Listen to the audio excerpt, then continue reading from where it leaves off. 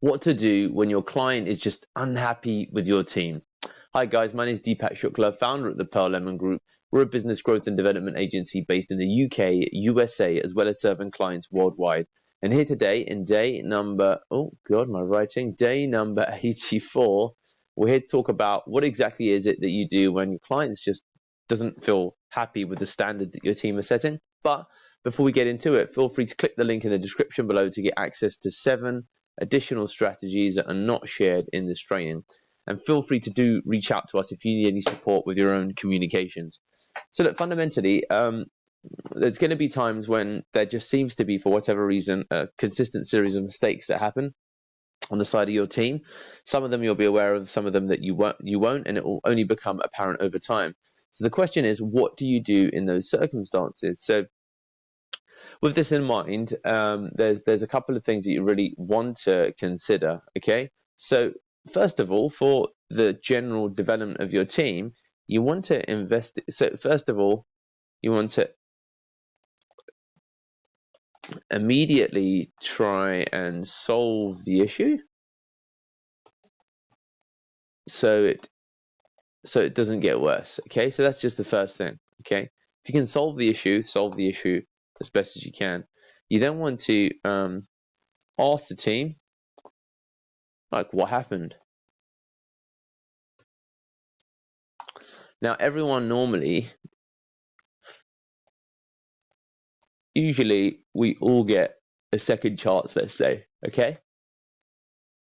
So what I mean by that is once you try and fix the issue so it doesn't get worse, you ask the team what happened and you get some level of explanation from the team. Usually, we'll all get a second chance, meaning that you can say to the client, I'm so sorry that's unlike or unusual of X. So if it's, Gary, you'd say, oh, that's unusual of Gary. Let me talk to him and I'm sure we'll get this straightened out. Consider it fixed. Okay, so then you'll say something to that effect. So ask the team what happened.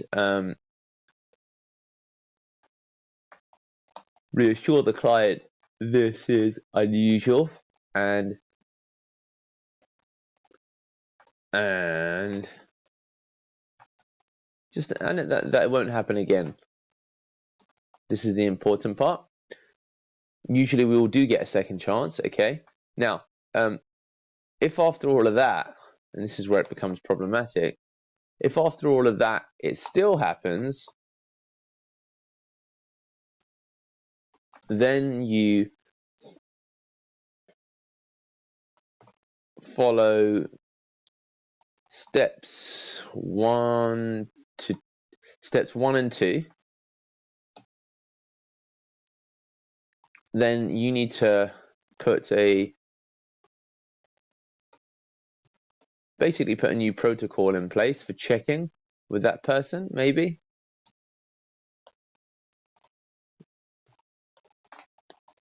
So for example, if it's Gary who's handling the communication, then maybe Gary now needs to have something signed off before he sends it to the client. Now, in this instance, it's difficult to reassure the client, but you can reassure the client again, and you promise some level of additional action. So that might be, I'm so sorry, it's crazy this has happened again, but don't worry, I'm going to be working closely with Gary on your project for at least the next few weeks just to make sure everything's where it should be, because this is highly unusual. For it to happen twice is just crazy. But leave it with me, Mr. Client. We're going to get this fixed, okay? So that's the level of additional action that we refer to.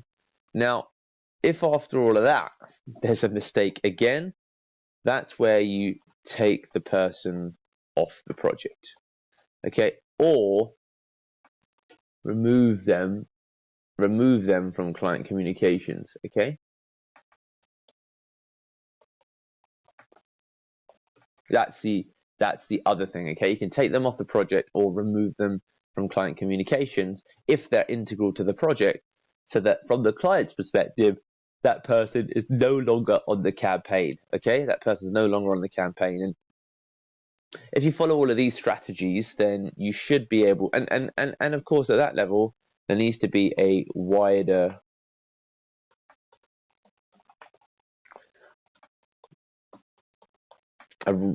assessment of that person's work and contribution overall, and you need to investigate, what's going on and how can it be resolved. But fundamentally, it's important to follow these 9 steps. Okay, immediately try and just solve the issue. This is the most important thing, so it just doesn't get worse. So fix. Do ask the team or the individual what happened, and then just reassure the client, you know what, this is unusual. Leave it with me. It won't happen again. Or just say, so sorry about this. I'll make sure this is tidier moving forward. So something to that effect. Maybe not reassure it won't happen again. Maybe say, oh, so sorry this happened, Mr. Client. I'll get it sorted out. So sorry, Mr. Client, for this issue. I'll get this fixed. And then usually we do get a second chance. Now, if a mistake happens again, then you follow steps 1 and 2. And in asking the team what happened, you also need to ask, and what are you going to do to prevent, and how will you prevent next time? Oh, and that's the part that's important as well. How will you prevent this the next time around? So that's the part that's important as well. Okay, so then you continue, you repeat steps 1 and 2. You put a new protocol in place for checking that person's work, and then you reassure the client again, and you promise some level of additional action, saying, you know what, I'm going to make sure I check Gary's work myself personally over the next couple of weeks. If a mistake happens for the 3rd time, I mean, you may lose the client here in some cases. You may lose the client there, but take the person off the project, or just remove them from client communications, but keep them on the project, because it might be that they do contribute, but they just say silly things to the client. And then just a wider reassessment of that person's contribution overall. If you feel that maybe that person needs to go, that is for you to decide. But there you have it. These are the 9 steps to follow when your client is unhappy with your team.